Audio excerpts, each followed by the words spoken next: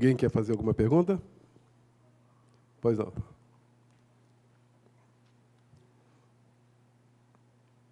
Boa noite, meu nome é Fred. Oi, Fred. Eu fico olhando aí o que você está falando sobre as questões das alianças, né?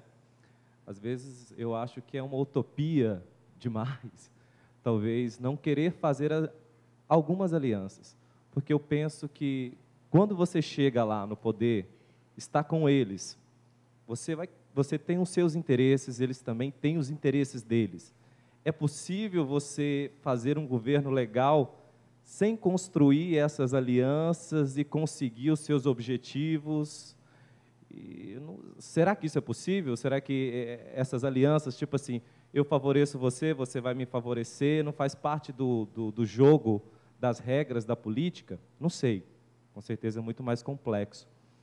E também, se não seria possível aproveitar esse momento em que a política está vivendo e justamente trabalhar juntos, né? Aproveitar que os partidos estão vulneráveis, né? E ter uma reflexão, falar assim, qual é a nossa essência, o que realmente nós podemos pegar de bom e fazer com que a classe trabalhadora e outros grupos possam ser ouvidos, né? É justamente talvez um momento de fragilidade que talvez dá esse momento de reflexão. Não sei se isso seria possível, né? Fred, obrigado aí pela pergunta. Retomar aquela questão que eu coloquei anteriormente, Fred. Na verdade, quando você está falando em alianças, você está falando em aliança com que partidos? Com partidos da... Não, então, se nós estamos falando em alianças com o partido da esquerda, isso é uma coisa. Mas a aliança com os partidos da esquerda não vai ser suficiente, porque o partido da esquerda é uma minoria lá no Congresso Nacional. Só você ver que o mesmo Freixo, que faz parte que está em segundo lugar nas pesquisas, ficou de fora do debate da Bandeirante porque eles não têm 10 deputados, que é o número mínimo que a lei exigia para poder obrigar a participação no debate. Ele vai poder participar agora porque, por exemplo, a Globo instituiu uma regra de 5%. Quem tiver 5% vai poder participar. Eu, lamentavelmente, por enquanto, não tenho, salvo eu conseguir chegar a 5% até lá, que eu acho muito complicado, com 6 segundos de televisão. Você está entendendo? Uma campanha essa que, quanto mais curta, mais o poder econômico prevalece sobre ela. Então, eu acho muito complicado e acho lamentável. Porque, por exemplo, na Argentina, só para você ter uma noção, o debate ele é promovido pela TV pública e todos os candidatos têm igualdade de oportunidades. As empresas privadas, elas podem retransmitir o debate, mas a responsabilidade é da TV pública com igualdade de condições para todos os candidatos. Na França, por exemplo, já que eu peguei um exemplo aqui, né, mais próximo de nós, vamos pegar um país de primeiro mundo. O tempo de TV nas candidaturas majoritárias, independente do tamanho do partido, é igual. Os candidatos a prefeito, por exemplo, independente se o partido dele é o partido do Hollande, do Sarkozy, do Giscard d'Estaing, do Mitterrand, um grande cara desse da política, o PS, PC, que são partidos tradicionais, ou partidos de direita mais tradicionais, pode ser um partido pequeno que seja, ele tem o tempo igual na televisão. Só que a nossa democracia aqui, ela é muito nossa democracia, né? A democracia nossa é o tamanho do meu tempo de televisão, é 6 segundos, tá certo? Essa é a democracia brasileira. Então, a aliança com os partidos de esquerda, realmente ligados à classe trabalhadora, nós vamos ser esmagadora minoria. Então, não vai adiantar muita coisa. Então, o que acontece é o seguinte, mas é importante fazer. Eu não sou contra a aliança por princípio. Está claro isso? Eu falei que a gente faz parte de um leque de alianças que pressupõe o PSOL, pressupõe o PCB. Nesta conjuntura, nós achamos que o programa que está sendo adotado pelo PSOL é um programa que repete os erros do PT. E, por isso, do nosso ponto de vista, é equivocado partir com esse programa para o processo eleitoral, porque ele reedita o arco de alianças que o PT tentou fazer, porque ele se ligar com setores progressistas do empresariado. A classe dominante, não existe uma relação de, quando você vai fazer aliança com setores desiguais, onde tem um que é dominante e outro que é dominado. Sempre vai prevalecer os interesses do dominante. Se tem uma classe que é dominante e uma dominada, quando você vai fazer aliança aí, não tem porquê a classe dominante ceder mais do que a classe que é dominada por ela. É exatamente o oposto. Ela dá as migalhas e mantém os... Por exemplo, as grandes concessões que a classe trabalhadora teve, Eu vou me permitir tirar aqui, que está sentindo... Vamos universalizar aqui, para entender isso melhor.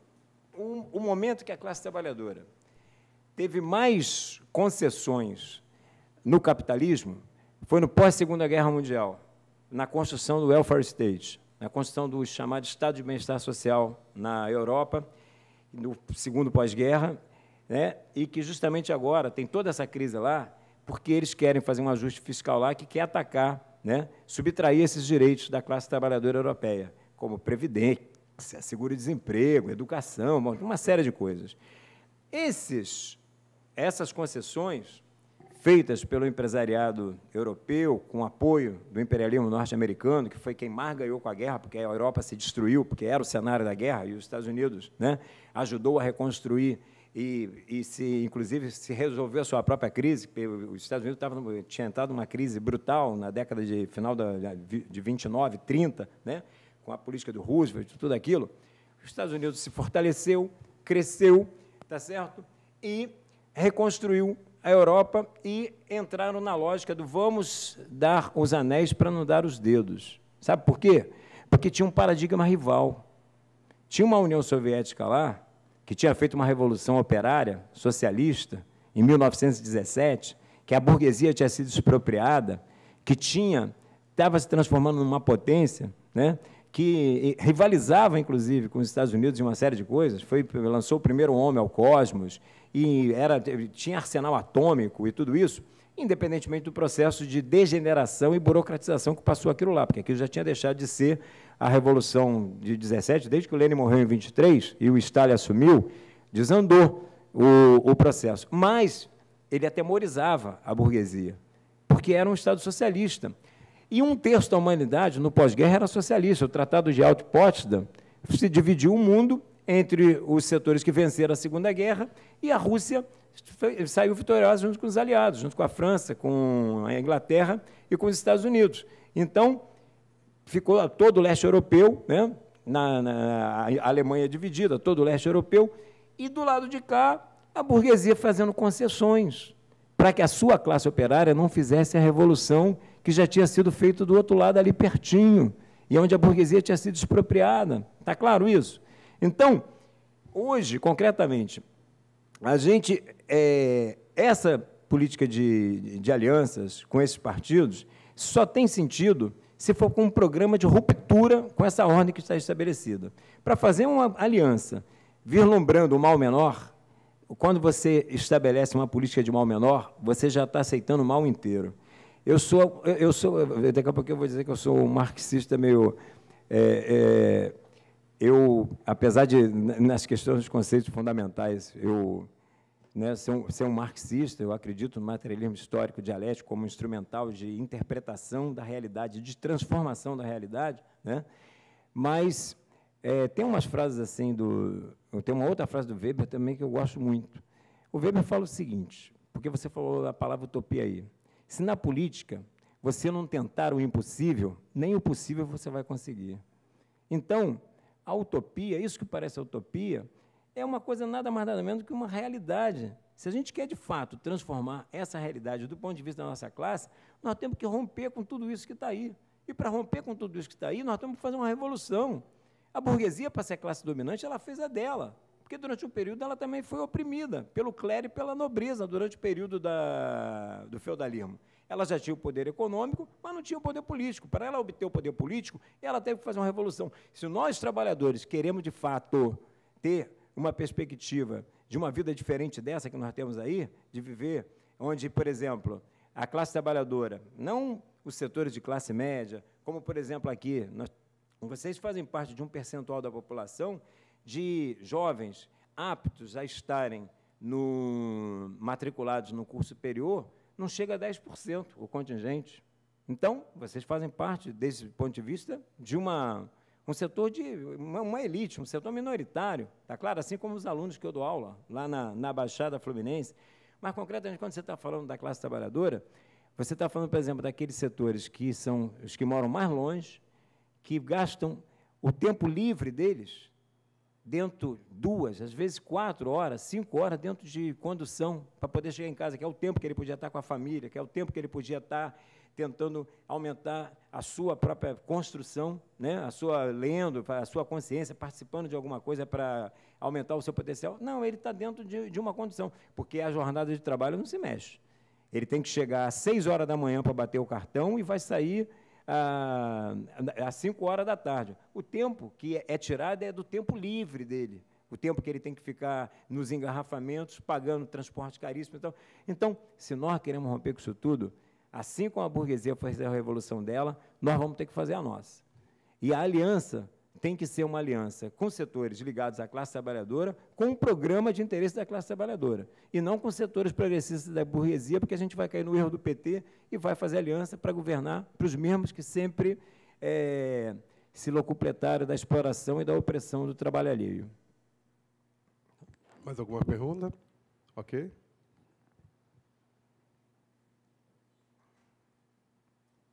Boa noite. Boa noite. Meu nome é Lucas. Não, tá bom, Lucas, estou te ouvindo. Não, tá legal. Fala no microfone, por favor. O que deve ser feito? Mas eu queria entender como deve ser feito. Como fazer o trabalhador, a classe trabalhadora, ganhar consciência da sua força, do seu potencial de luta, para poder transformar de fato, porque para o seu partido e para esses ideais poderem crescer, mais pessoas precisam acreditar nisso. Como passar essa mensagem para todas essas pessoas? Legal, Lucas. Obrigado. Não é fácil. A primeira coisa que eu posso te dizer é que realmente não é fácil, né? Devido ao grau de alienação que passa a esmagadora maioria da classe trabalhadora, esse trabalho de conscientização ele é muito difícil. Mas o Marx diz o seguinte, que não é a consciência que determina a existência, é a existência que determina a consciência, né?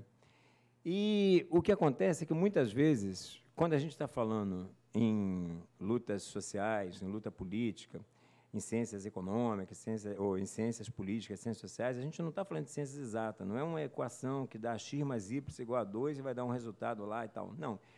Por exemplo, ninguém em sã consciência, no dia 31 de maio de 2013, podia acreditar que, em junho, o Brasil ia ser ocupado, como foi as suas ruas, pelas mobilizações de junho de 2013. E ali, naquele momento, o PT teve uma oportunidade ímpar de romper com esse discurso aí das necessidades das alianças para governar. Porque a população que foi para as ruas, a juventude e setores da classe trabalhadora, foram manifestações multitudinárias. Ainda que tinha lá também os setores fascistas, volta da ditadura, os amantes do Bolsonaro e essas coisas todas aí, mas a esmagadora maioria tinha uma pauta.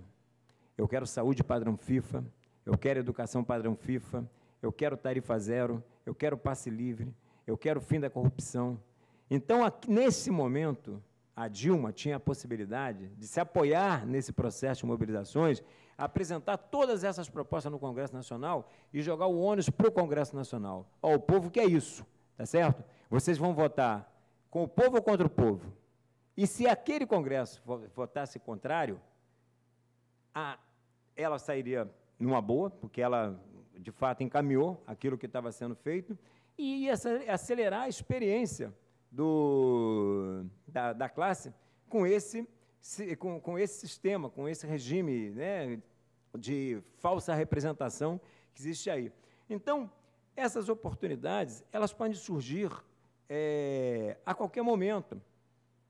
Possibilidades concretas de você, por exemplo, ter uma possibilidade de que essa tarefa de conscientização da classe ter consciência da sua importância pelo fato de ser a detentora da força de trabalho, essas coisas podem acontecer. Agora, enquanto isso não vem, nós temos que fazer aquele trabalho que é o trabalho que se fala, né, de formiguinha. Porque primeiro que é um trabalho hercúleo, né?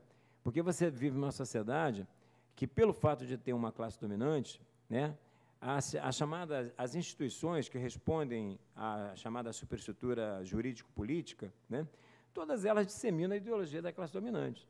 Então, a criança, desde pequenininha, ela vai ouvir na escola, na igreja, na família, no trabalho, tal, a ideologia do farinha pouca, meu perão primeiro, quem pariu Mateus que embale, cada um cuide de si, o Deus de todos, todas elas que privilegiam o individualismo em detrimento da solidariedade, em detrimento de você, uma sociedade que você vale pelo que você tem, não pelo que você é, tá certo? É aquela coisa do consumismo. Bom, essa é a nossa sociedade.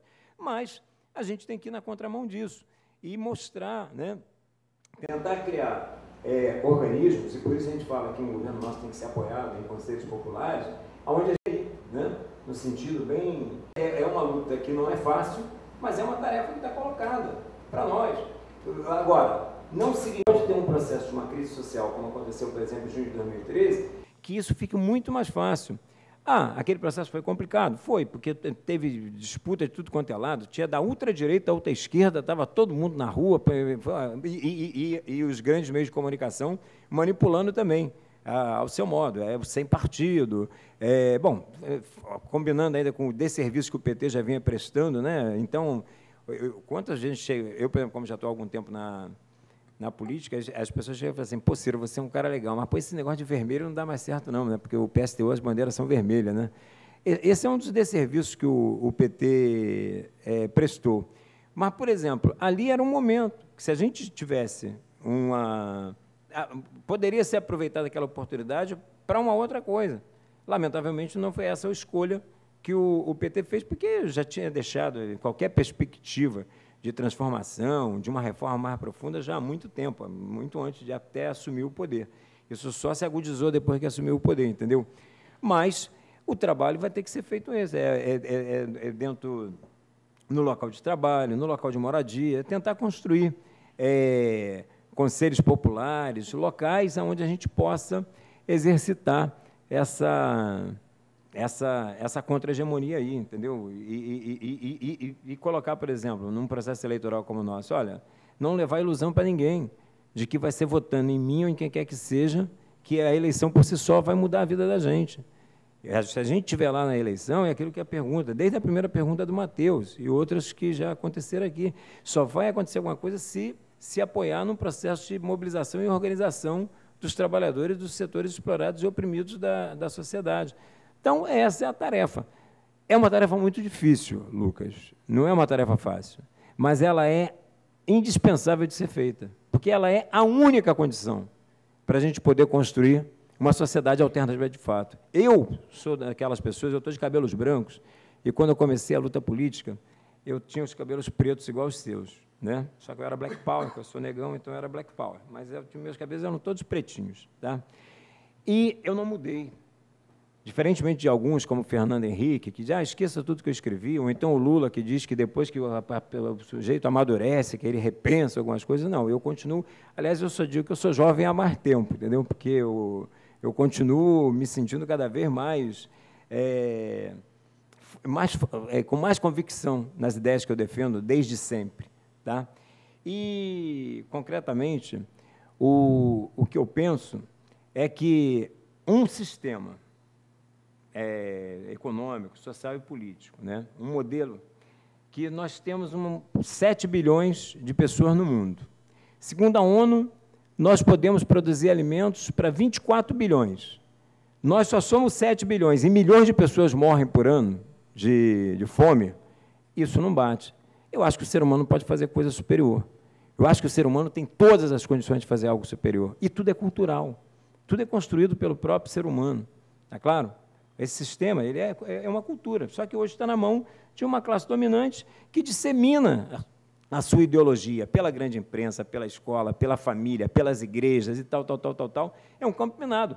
Mas tem a ideologia da classe operária. E ela existe. E é para cada momento, por exemplo, que a classe percebe que, quando ela entra numa greve, a imprensa está contra ela, o tribunal diz que a greve é abusiva, a polícia vai lá para, se eles tiverem, para reprimir. Ele vai percebendo, sem ter sentado num banco de escola, que ele só pode contar com ele próprio, porque toda a superestrutura que está em volta dele está para defender os interesses do patrão dele, não dele, está claro? E ele vai chegando a conclusões. E aí determinados fatos políticos, fatos sociais, eu vou dar só para fechar esse teu exemplo, em 88, o Geraldo vai se lembrar disso, nós tivemos eleições para prefeito em 88. Tá? O PT até então não era uma potência. O PT no Rio de Janeiro, por exemplo, chegou a ter 0,5%.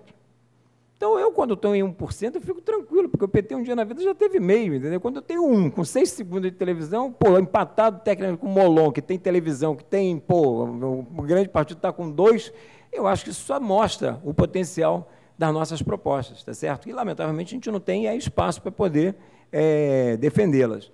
Mas, concretamente, o PT, naquele momento, era um partido que tinha rompido, não tinha ido ao colégio eleitoral, tinha votado contra o colégio eleitoral, tinha expulsado, inclusive, 2 parlamentares que foram, que era a Beth Mendes e o Ayrton Soares, né? Teve um terceiro? Esses dois eu me lembro, e aí o que aconteceu foi o seguinte, teve uma greve na Companhia Siderúrgica Nacional, que ainda era uma empresa estatal. Essa greve foi ultra radicalizada.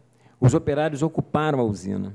E aí o governo mandou o exército para desocupar. E nessa desocupação, 3 operários foram assassinados. William, Valmir e Barroso. 3 operários foram assassinados. Foi nas vésperas da eleição. Esse fato político, esse fato social e político por si só, acarretou um giro à esquerda na consciência da classe operária. O PT ganhou em 32 prefeituras. A única capital de grande expressão que o PT não ganhou foi o Rio de Janeiro, porque quem ganhou foi o PDT, porque aqui o brizolismo sempre teve muita força. O PT nunca teve muita força aqui no Rio de Janeiro, só tinha força na Zona Sul. Na classe operária mesmo, sempre o Brizola que capitalizava, tinha toda aquela herança do Getúlio, do trabalhismo e tal.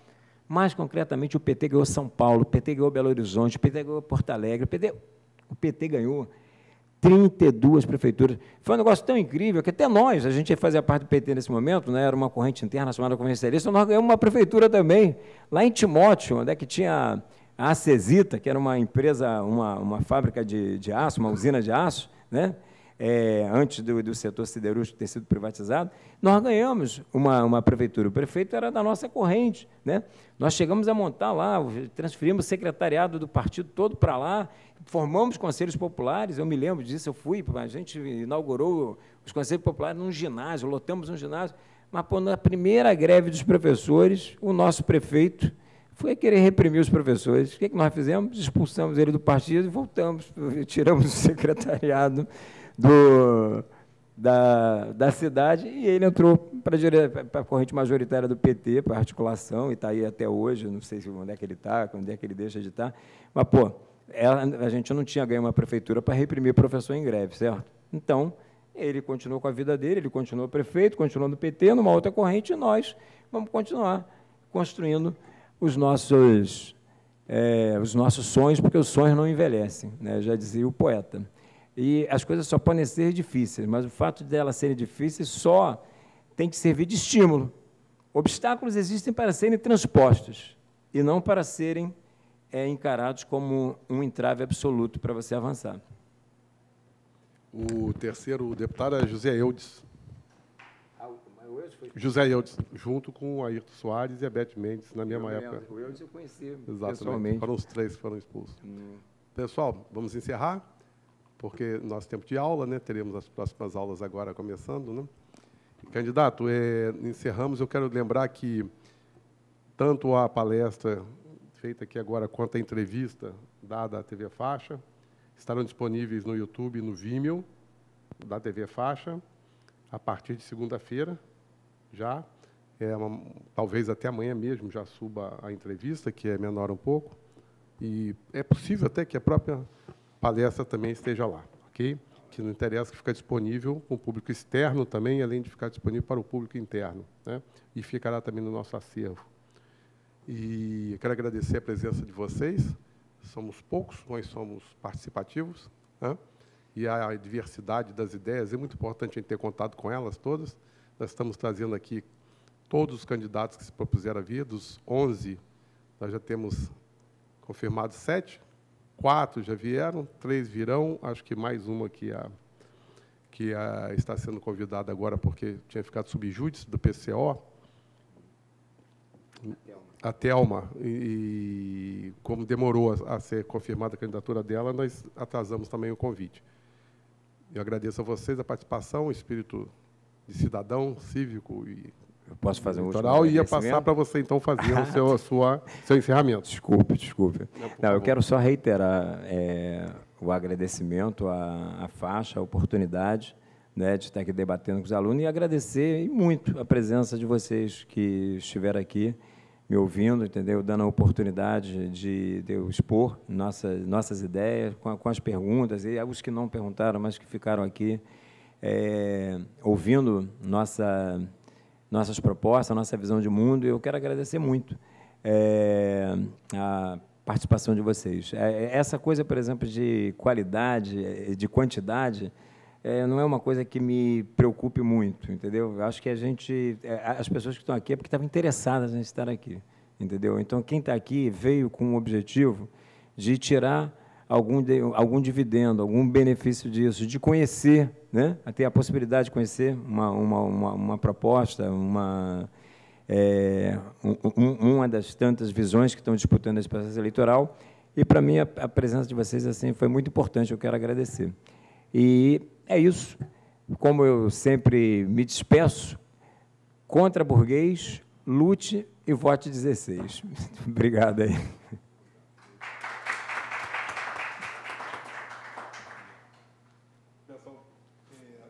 Como candidato faz campanha, deixa eu passar meu panfletinho para vocês aí, espera aí.